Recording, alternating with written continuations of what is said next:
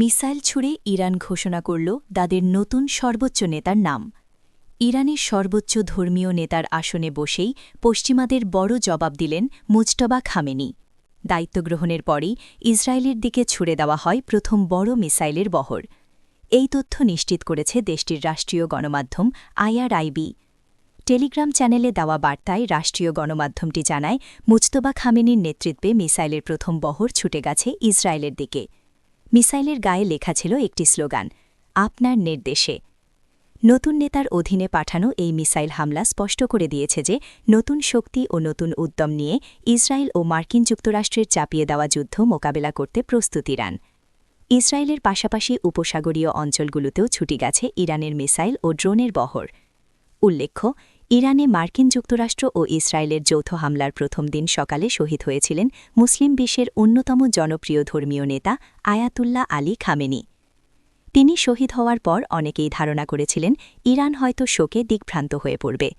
কিন্তু Ayatollah Ali খামেনির মৃত্যুর মাত্র ৯ দিনের মধ্যেই দেশটির অ্যাসেম্বলি অব এক্সপার্টস মুজতবা খামেনিকে নতুন সর্বোচ্চ নেতা হিসেবে নির্বাচন করে। এরপরই নতুন নেতাকে অভিনন্দন জানিয়ে ইসরায়েলের দিকে প্রথম মিসাইল পাঠায় ইরানের বিপ্লবী গার্ড বাহিনী IRGC।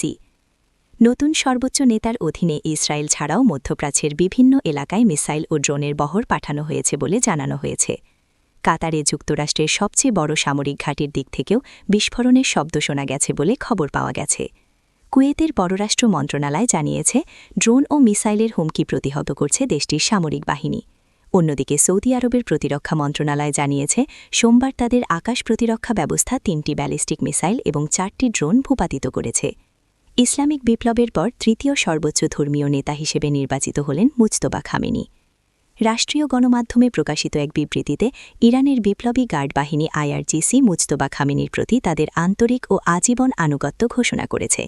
তারা জানিয়েছে, নতুন নেতা সব আদেশ মেনে চলবে এবং তা বাস্তবায়নে সর্বদা প্রস্তুত থাকবে। একই বার্তা দিয়েছে ইরানের সামরিক বাহিনীও। মুজতবা খামেনি প্রয়াত আয়াতুল্লাহ আলী খামেনির তৃতীয় ছেলে। তার বয়স 56 বছর।